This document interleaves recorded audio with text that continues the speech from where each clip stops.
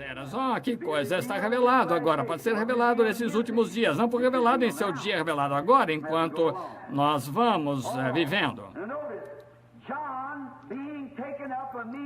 Oh, note, João sendo tomado logo após a era da igreja, era um tipo da igreja arrebatada.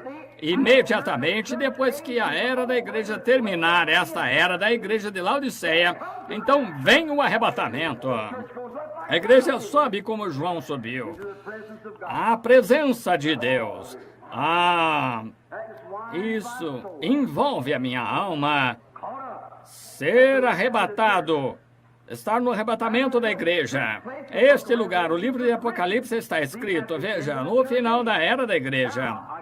Agora, tenho algo aqui que desejo esclarecer, pois tem alguma coisa que está parado ali no meio dos cristãos. Eu pensei hoje, quando eu estava estudando, anotando as escrituras, descobrindo nomes, cores e tais, entraremos nessas daqui a pouco, arco-íris, símbolos e assim por diante. Eu estava anotando as escrituras aqui para que então pudesse voltar e me referir a elas, porque geralmente, se eu falar a respeito de algo assim, seria diferente. Eu tentaria saber decor, mas desta forma, quando você tem apenas um pouco tempo, gostaria de citá-las, porque isso é no decorrer das escrituras, do começo ao fim. Agora, em Mateus 16:13, descobrimos, se está anotando, Mateus, se deseja ler, abra, tudo bem, Mateus 16:13, podemos abrir e ler.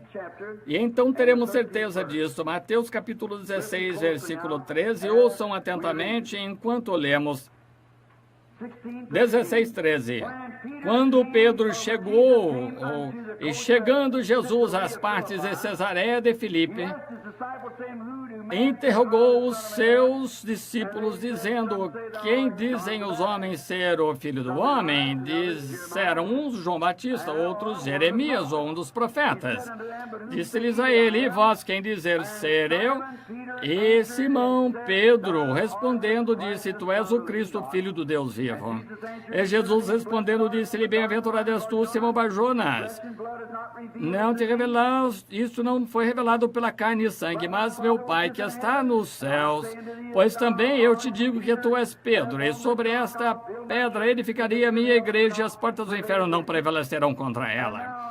E agora eu te darei as chaves do reino dos céus, e tudo que ligares na terra será ligado nos céus, e tudo que desligares na terra será desligado nos céus. Então mandou os seus discípulos que a ninguém dissessem que ele era o Cristo Jesus.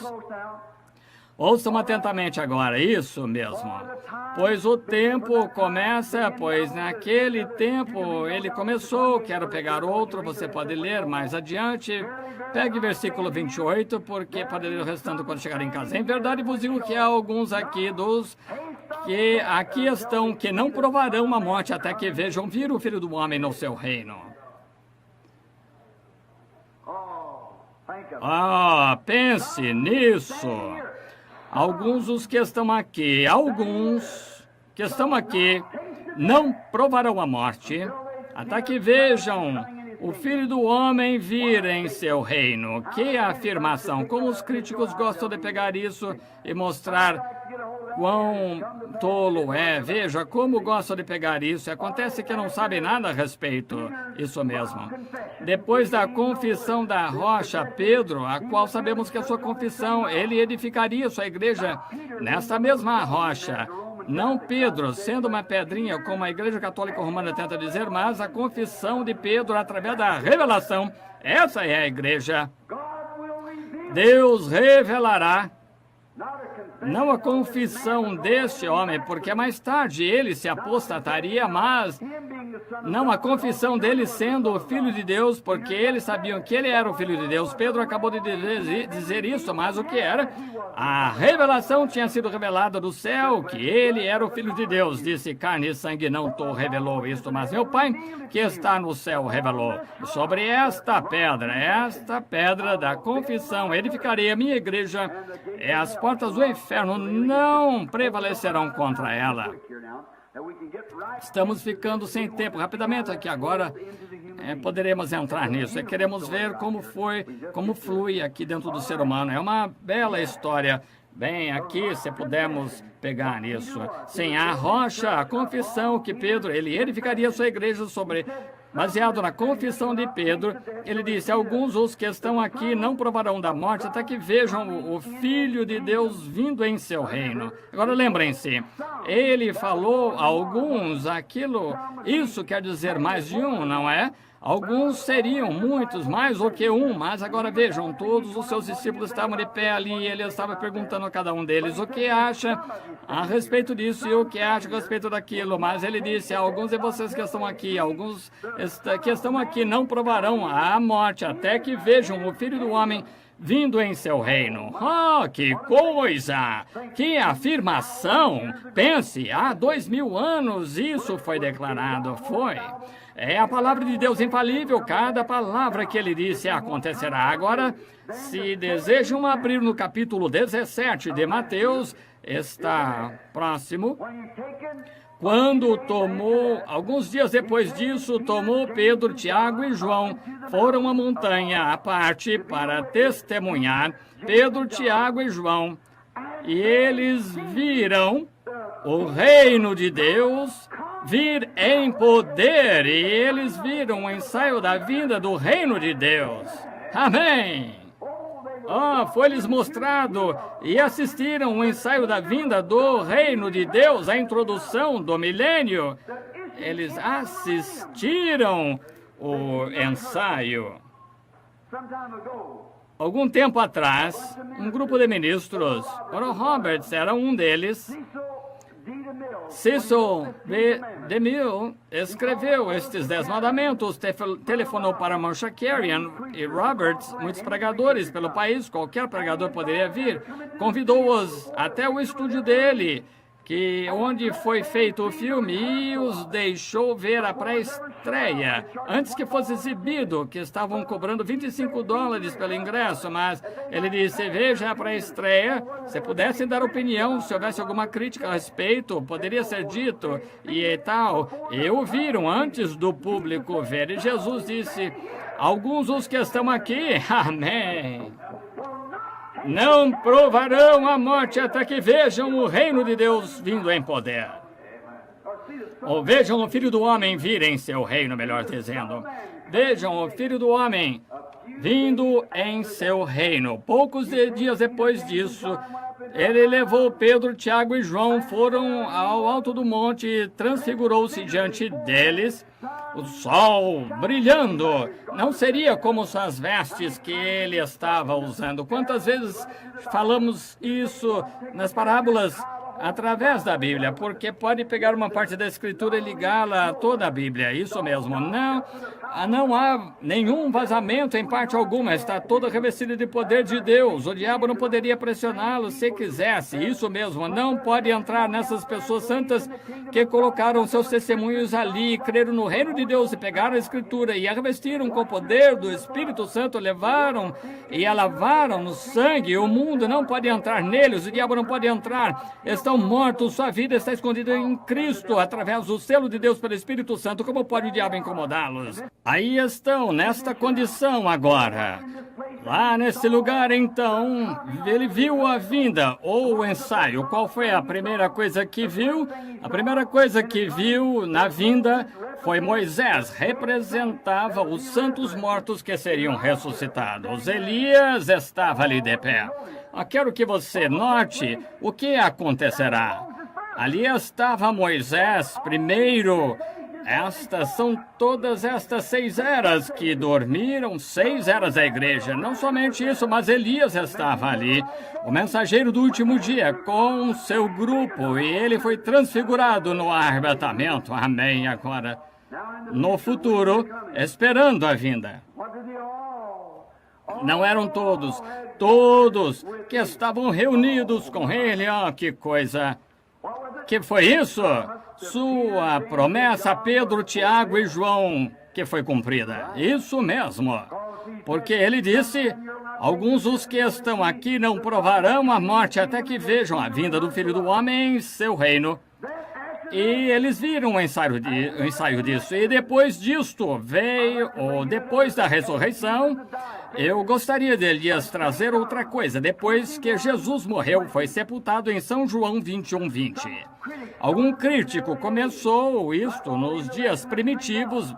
Enquanto estamos no restante disto, vamos esclarecer. Em São João 20:21, Jesus encontrou seus discípulos, encontrou-se com eles, os alimentou com peixe e pão sobre o fogo enquanto subiam pela ladeira.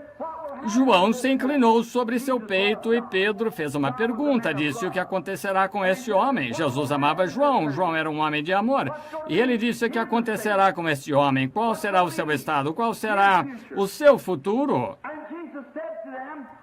E Jesus disse-lhes: que importa se ele ficar até que eu venha? Até que eu volte. O que importa? E os discípulos cometeram um engano. Disseram que Jesus disse que viveria até a vinda, mas Jesus não cometeu engano. Aqui mesmo em Apocalipse, capítulo 4, Cristo guardou a sua palavra. Ele trouxe João até o céu e repassou a coisa toda para ele. Glória! Ele viu a pré-estreia. Embora vivesse na terra, viu isso, viu todas as eras da igreja passarem, a vida do Senhor e todo o livro de Apocalipse. Oh, que coisa! Estão vendo quão infalíveis são suas promessas? Agora, continuando. Tiago, ele não. João, nenhum deles. Nem mesmo Paulo foi permitido ver isso, dizer isso ou nada. Ele disse: que importa se ele ficar até que eu venha? E sendo que disseram isto, simplesmente escolheu João e o levou para lá e mostrou-lhe tudo antes mesmo que ele morresse. Ele viveu exatamente a coisa toda, mostrou-lhe o que seria.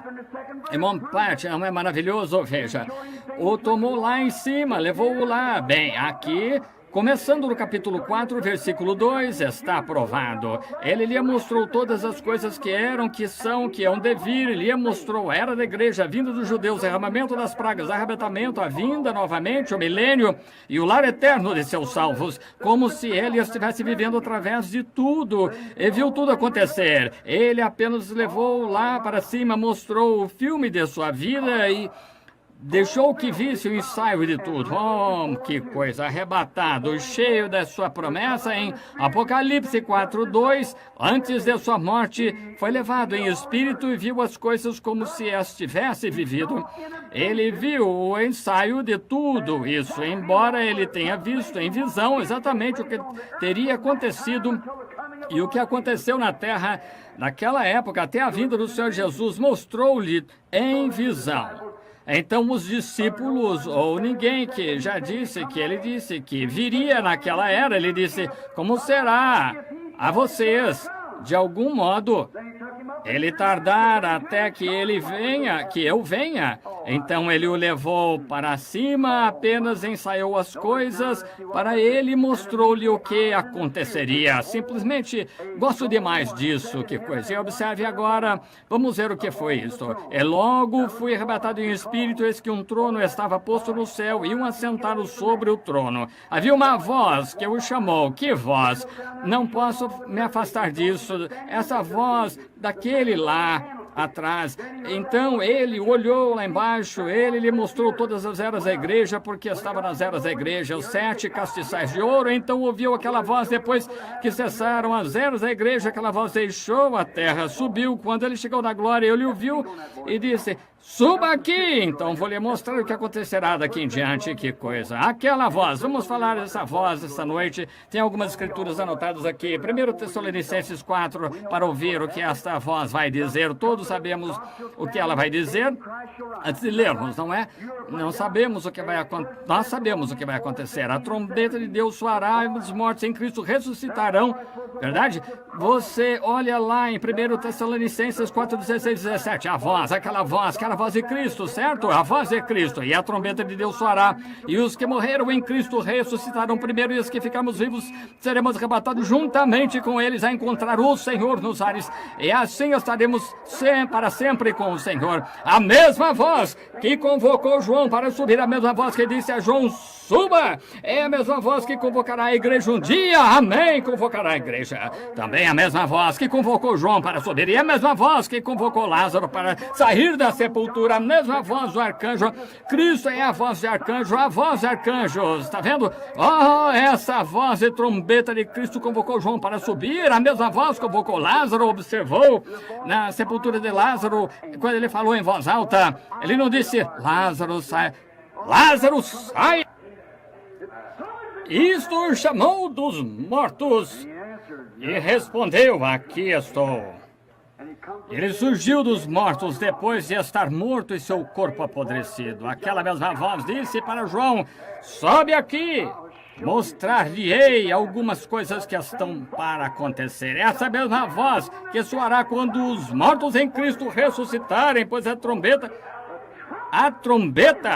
que é uma trombeta, a voz de Cristo, a mesma que virou e convocou para subir, ouviu a voz como uma trombeta. Agora ele disse, sobe aqui. Veja como será a ressurreição. Será num momento, num piscar de olhos, é aquela voz clara convocará a igreja, pois ele saiu dela. Aquela grande voz é convocação. Deus ajuda-me a ouvi-la. Algum dia, como eu sempre disse, sei como mortal, Rodney, sei que há uma grande porta negra diante de mim, chamada morte. Todas as vezes que meu coração bate, eu estou uma batida mais próximo dessa porta. E um dia desses, terei de entrar aí, mas não quero entrar como covarde, gritando, berrando, quero entrar envolto no manto da sua justiça, sabendo disso, pois eu conheço no poder da sua ressurreição, que um dia, quando ele chamar, sairei do meio dos mortos, quando me convocar para aparecer no alto, quando a trombeta de Deus soar, e os mortos em Cristo ressuscitarem, se estiver vivo, serei transformado em um momento, num piscar de olhos, e irei com o restante, subirei para encontrar o Senhor nos ares. Aquela trombeta de Deus soando, clara, alto. Oh, isto será da mesma forma na sua vinda. Não há som incerto, não havia nada incerto para João. Quando ouviu aquela voz dizer, sobe aqui, ele subiu. Quando Lázaro, morto na sepultura, e sua alma, viajando por 4 dias em alguma parte, não sei onde estava, acho que nenhum de nós saiba. Onde ele esteve não faz diferença. Ele apenas fez uma convocação a esse homem que tinha vermes na pele, comendo seu corpo, fedendo na sepultura. Aquele som claro de trombeta disse, Lázaro, sai! Ali um homem morto, podre, sacudiu e saiu da sepultura andando. Nada incerto com relação a isso. Nada incerto aí. É a mesma coisa esta noite, quando o som claro de voz diz, pecador, arrepende-te e te darei vida eterna. Arrependei-vos, cada um de vós seja batizado em nome de Jesus Cristo para a remissão dos pecados, recebereis o dom do Espírito Santo. Essa é a convocação. Nada incerto quanto a isso. Sou testemunha de que isso é verdade. Há outras testemunhas, milhões delas através do mundo, que são testemunhas de que é verdade. Quando a Bíblia chega às palavras de Deus, cada palavra de Deus é uma trombeta, cada som da palavra é uma trombeta. A trombeta do Evangelho. E quando ela soa, é a verdade. Quando ela diz, Jesus Cristo é o mesmo ontem, hoje e eternamente, não há nada incerto quanto a isso. Ele é o mesmo. Sim, Senhor. Arrependei-vos, sejam batizados em nome de Jesus Cristo, recebereis o dom do Espírito Santo. Nada incerto quanto a isso. Aquele que ouve minha palavra e crê naquele que me enviou tem vida eterna. Aquele que crê em mim, embora esteja morto, viverá. Aquele que vive e crê em mim nunca morrerá. Cristo, isso, nada incerto quanto a isso. Viverá. aquele que comer a minha carne e beber do meu sangue tem vida eterna. Ressuscitarei no último dia. Nada incerto quanto a isso, nada. É um som seguro. Ah, eu o conheço. Ouvi isto soar no meu pobre coração irlandês um dia, um pequeno e velho pecador. Como isso poderia ser para mim? Mas creio que foi um som seguro. Eu aceitei, sou testemunho de que isso é verdade. Um dia ele convocará novamente, sairemos deste mundo, pois não há nenhuma certeza com relação a essa trombeta. Sim, Senhor, nenhum som incerto. Ele soa hoje quando ele nos chama, exatamente o mesmo quando nos diz qualquer coisa. Agora vamos voltar ao versículo. Eis, um trono estava posto no céu, segundo versículo, e um assentado sobre ele. Observe, o trono, ele se sentou no trono, ele não estava mais lá embaixo no meio dos castiçais na terra. O arrebatamento havia chegado, ele estava na glória sentado em seu trono. Quero que você observe, encontraremos o mesmo no capítulo 5, e este não era o trono da misericórdia, não era mais o trono de misericórdia, era o trono de juízo. Não era trono de graça, é um trono de julgamento, porque fogo, relâmpago e trovões saíam dele. Não havia mais misericórdia, estava acabado, a era da igreja havia acabado. Aquele que é imundo continue imundo, aquele que é justo permaneça justo, o que é santo continue santo. Não mais um trono de misericórdia. Esta noite o sangue está nesse trono, é um trono de misericórdia para cada pecador que está procurando misericórdia. Mas aquele dia não será trono de misericórdia, então será um trono de julgamento com um Deus irado sentado ali, onde seus justos são salvos com dificuldade, onde aparecerão os pecadores e ímpios. Mesmo quando ele vem nas nuvens, sua glória, os montes tentarão encontrar um lugar para esconderem. Onde estaremos nós então? Ó, precioso é o fluxo que me faz, que me torna alvo como a neve. Não conheço outra fonte a não ser o sangue de Jesus. Que coisa que eles são! Nada de som incerto, e seu trono, e o que estava sentado no seu trono, não está mais aqui. Agora há uma coisa, é uma prova que a igreja é levada antes da grande tribulação, porque aqui está ele no trono da glória, e a igreja parte, então ele vem na tribulação. Eu sempre disse isso. Nos dias de Noé, Noé entrou na arca antes de uma só gota de chuva cair. Ló estava fora de Sodoma antes do fogo cair, e a igreja estará na glória antes da bomba atômica cair, antes de cair a atômica. E diz, e a primeira?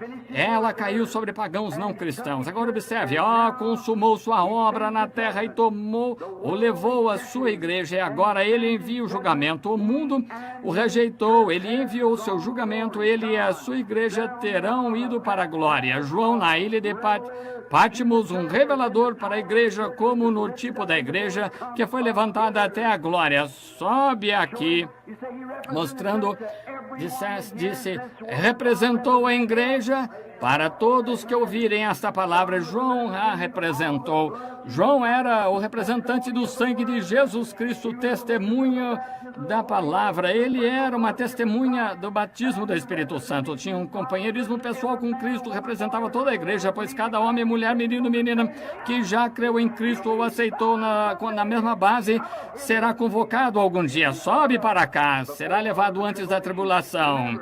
Lembrem-se, o tempo da tribulação ainda não chegou.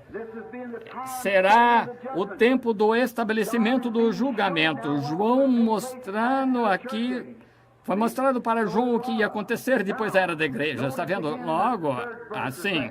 Agora observe outra vez o versículo 3, no 2, um trono colocado no céu e um sentado no trono. Agora o mesmo Espírito que estava na terra, foi deixado e depois foi para a glória. E estava sentado, o mesmo Jesus que está conosco esta noite, em misericórdia, foi para a glória e sentou-se no trono. E o que estava sentado no trono, a aparência semelhante à pedra de jaspe sardônica, e o arco celeste estava ao redor do trono, era semelhante à esmeralda. Vou parar, porque tem outros irmãos para pregar. Talvez eu pegarei isso de manhã novamente, então era semelhante a uma esmeralda. Que coisa!